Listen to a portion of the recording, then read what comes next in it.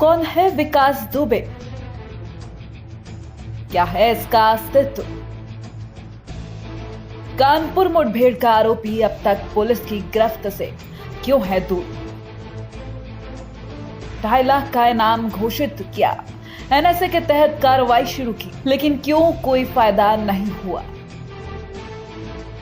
आखिर कब पकड़ा जाएगा शहीद हुए 8 पुलिस कर्मियों का दोषी? सवाल कई, लेकिन जवाब, जी हां, जवाब अब तक नहीं मिल पाया, क्योंकि जवाब शायद किसी के पास नहीं है। सिर्फ कार्रवाई चल रही है, लेकिन कार्रवाई चलने के बावजूद भी अभी तक विकास दुबे नहीं पकड़ा गया।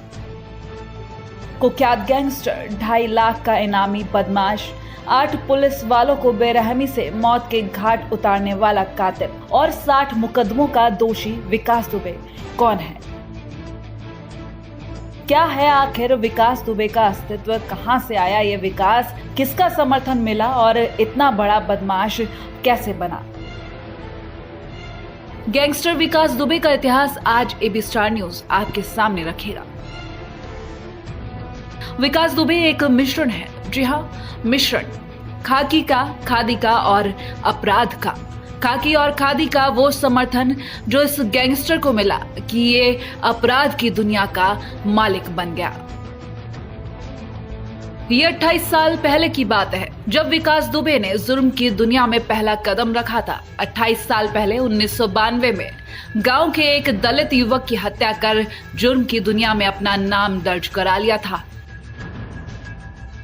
इसके बाद शुरू हुआ विकास का खूनी सफर, और जिसके बाद किसी का खून करने से पहले उसके हाथ नहीं कांपे।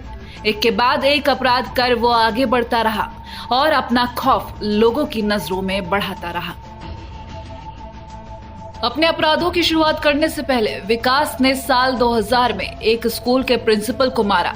उसके बाद 2001 में भाजपा नेता संतोष शुक्ला, जो एक दर्जा प्राप्त राज्य मंत्री थे, उनकी शिवली थाने में घुसकर 6 गोलियां मारकर हत्या कर दी थी। उसके बाद भी उसकी आपराधिक घटनाएं जारी रही। कानपुर में 3 जुलाई को देर रात दबिश देने गई पुलिस टीम के 8 जवानों को मौत की नींद सुलाने वाले विकास दुबे का अपराध करने का सिलसिला जब शुरू हुआ तो ये आगे बढ़ता ही चला गया।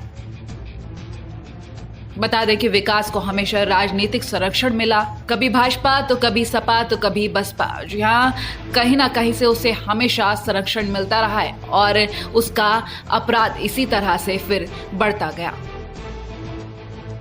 बता दें कि पहले अपराध के समय पूर्व विधायक नेक चंद्र पांडे ने विकास को संरक्षण दिया था। विकास अपने क्षेत्र में हमेशा दबंगई करता रहा और मारपीट करता रहा। जब भी पुलिस उसको थाने में ले जाती है तो नेताओं के फोन आने शुरू हो जाते। कुछ दिनों बाद तो पुलिस ने भी विकास पर नजर रखना छोड़ दिया। बिकरू और शिवली के आसपास क्षेत्र में विकास की दहशत कुछ इस कदर फैल चुकी थी कि उसके एक इशारे पर चुनाव में वोट गिरना शुरू हो जाते थे। जिसके बाद चुनावी रंजिश में ही विकास की दुश्मनी ललन वाजपेयी से हुई। इसके बाद से ही राजनीतिक संरक्षण और दबंगई के बल पर विकास जिला पंचायत सदस्य भी चुना गया और आसपास के 3 गांवों में उसके परिवार की ही प्रधानी कायम हुई। विकास के खिलाफ चौबेपुर थाने में हत्या के प्रयास, रंगदारी वसूलना, लूट और फिरौती मांगने समेत कई संगीन धाराओं में 60 मुकदमे दर्ज हैं। विकास के खिलाफ गुंडा एक्ट और गैंगस्टर की कार्रवाई भी की जा चुकी है। साल 2017 में विकास को यूपी एसटीएफ ने गिरफ्तार भी किया था। इसी तरह विकास अपने और अपने आकाओं के लिए कुख्यात भूमाफिया भी बन बैठा। बता दें कि कानपुर नगर, इटावा, कानपुर देहात और अय्या तक विकास की बादशाहत कायम है। इन जिलों में कहीं भी कोई भी कीमती जमीन दिखती तो उसकी सौदेबाजी विकास दुबे और उसके गुर्गों के जरिए की जाती। आसपास के कई जिलों के प्रॉपर्टी डीलर भी उससे अपना काम निकलवाने लगे। महंगी जमीन को सस्ते में खरीदवा कर विकास अपना मोटा कमीशन भी लेता था। उसकी कमाई का यही असली जरिया था। बताते हैं कि विकास दुबे की कानपुर, लखनऊ, आगरा समेत प्रदेश के कई शहरों में कीमती जमीनें और मकान हैं जिनकी कीमत करोड़ों में है। आपको बता दें कि विकास की पत्नी और एक बेटा लखनऊ के ही मकान में रहते हैं। अब आपको बताते हैं कि विकास आखिर इतने मकान क्यों खरीदता था। विकास अपने ठिकाने बदलने के लिए हर जगह मकान खरीदता था ताकि वो अपने आप को सुरक्षित रख सके।